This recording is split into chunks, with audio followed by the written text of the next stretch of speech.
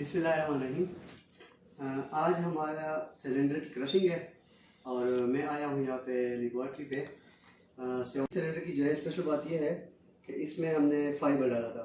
ठीक है, फाइबर जो है ये एडमिक्सचर है जो कि क्रैक्स कंट्रोल के लिए डाला जाता है और इसका फ़ायदा ये है कि कंक्रीट में भी क्रैक्स नहीं आते। ठीक है, तो आज 7 डेज़ की हमारी कंप्रेसिव स्ट्रेंथ की क्रशिंग है और हम चेक करेंगे कि हमारे सिलेंडर की कितनी कंप्रेसिव स्ट्रेंथ आती है। एज अ इंजीनियर अगर आप विटनेस कर रहे हैं किसी भी लेबॉरेटरी में सिलेंडर की क्रशिंग में, तो सबसे पहले आपको क्या करना होगा। सबसे पहली बात तो ये है कि आपको ये कंप्रेसिव स्ट्रेंथ मशीन है क्रशिंग की। सबसे पहले आपने टेक्नीशियन से ये पूछना होगा कि इस सिलेंडर कंप्रेसिव स्ट्रेंथ मशीन की कैलिब्रेशन सर्टिफिकेट किधर है। ठीक है, तो ये देखें इसकी जो कैलिब्रेशन सर्टिफिकेट है इस मशीन की वो ये लगा हुआ है और हर इक्विपमेंट की जो मशीन की कोई भी कैलिब्रेशन सर्टिफिकेट की जो ड्यूरेशन है वो 6 मंथ है। अगर विद इन 6 मंथ इनकी कैलिब्रेशन हुई है तो ये इनका जो सर्टिफिकेट है ये वैलिड है। अगर इससे ज़्यादा या इससे एक्स्ट्रा कोई भी अर्सा हुआ है तो फिर ये मशीन जो है वो काम करने की काबिल नहीं है। इसकी कैलिब्रेशन होगी, उसके बाद जो है वो इस मशीन से काम करना पड़ेगा। इसके बाद जो है आपको देखना होगा, ये देखें आप लोग सिलेंडर की जो है इनकी कैपिंग हुई है। कैपिंग का फ़ायदा ये है कि सिलेंडर को लेवल रखने के लिए, क्योंकि कभी कभी सिलेंडर जो है वो लेवल सतह पर नहीं बनाए जाते, जिसकी वजह से फिर इसका जो लोड है वो प्रॉपर्ली डिस्ट्रीब्यूट नहीं होता। तो उस लोड को प्रॉपर्ली डिस्ट्रीब्यूट करने के लिए इस सिलेंडर की दोनों साइड पे टॉप एंड बॉटम इनकी कैपिंग की जाती है। और अगली बात यह है कि फिर सिलेंडर के जो है आपको कैसे पता चलेगा कि हमारा ही सिलेंडर है, किसी और जगह के सिलेंडर तो क्रश नहीं करने जा रहा है। वही 7 डेज की सिलेंडर है, 28 डेज के सिलेंडर की क्रशिंग तो नहीं हो रही। तो उसको चेक करने के लिए आपके पास ये देखिए टैग लगे हुए लिखे हुए हैं, सिलेंडर का नंबर है, साइट है, इसके अलावा जो है कौन सी कास्टिंग डेट और क्रशिंग डेट लिखी हुई है और 7 डेज लिखी हुए हैं। ठीक है, तो ये चीज़ है। इसके बाद जब हम क्रशिंग शुरू करेंगे, थोड़ी देर तक हम अभी क्रशिंग शुरू करेंगे तो उसके भी हम आपको बताएंगे कि हमारे सिलेंडर की कितनी जो है कंप्रेसिव स्ट्रेंथ आ रही है और 7 डेज में जो है हमें मोर देन 70% की कंप्रेसिव स्ट्रेंथ रिक्वायर्ड है।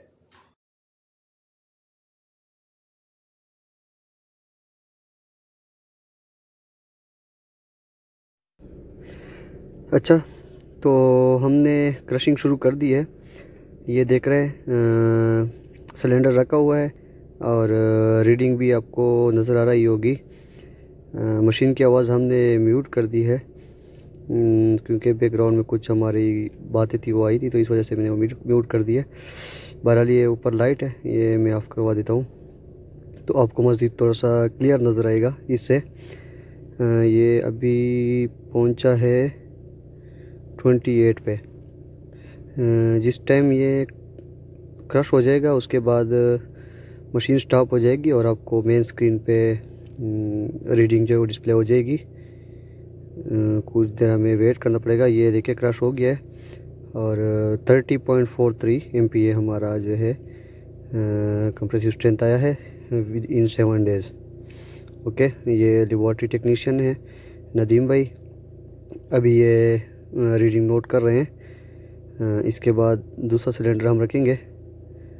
मेरी कोशिश है कि 1-2 सिलेंडर ही हम कर लें आज, क्योंकि सिलेंडर जो है वो ज़्यादा है और मज़ीद जो है वो सिलेंडर तो मैंने नहीं शो करने, बस कुछ ही सिलेंडर है जो 2 या 3 वो मैं आपके सामने रख देता हूँ और इधर ही शो करते हैं कि बहरहाल अगला सिलेंडर हमने रख दिया है।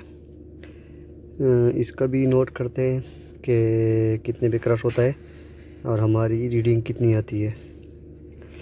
ठीक है,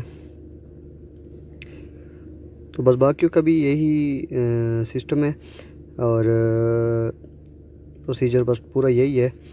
इसके बाद जब 28 डेज़ की होगी, 28 डेज़ पे हमें 100% कंप्रेसिव स्ट्रेंथ चाहिए। ठीक है, जब हमारी क्रशिंग होगी 28 डेज़ की तो इंशाल्लाह वो भी मैं आपके सामने लेकर आऊँगा और इंशाल्लाह उसकी भी हम बाकायदा वीडियो रिकॉर्ड करेंगे। तो ये नदीम भाई है, साथ में खड़ा हूँ।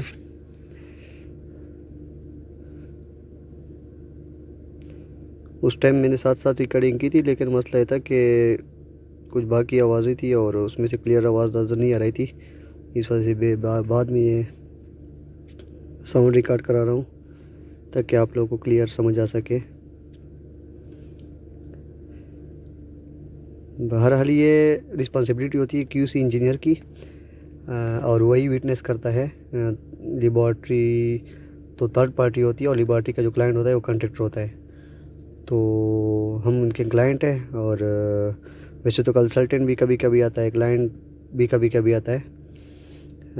लेकिन बहरहाल ये कुछ स्पेशल सिलेंडर था जिसकी वजह से मैं मुसलसल इसके विटनेस के लिए आया। 2-3 दिन कंसल्टेंट भी आया, 2-3 दिन क्लाइंट भी ने भी विज़िट किया और विटनेस किया। तो अभी इस सिलेंडर का भी देखते हैं कि इसकी रीडिंग क्या आती है।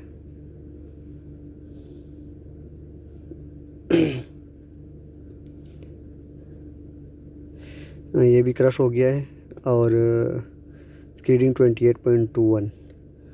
तो इसका रिज़ल्ट आपने कैसे निकालना है? जो रिज़ल्ट आया, हमारी जो रिज़ाइन स्ट्रेंथ है वो 35 MP है, तो यही रीडिंग 35 पे डिवाइड कर दे तो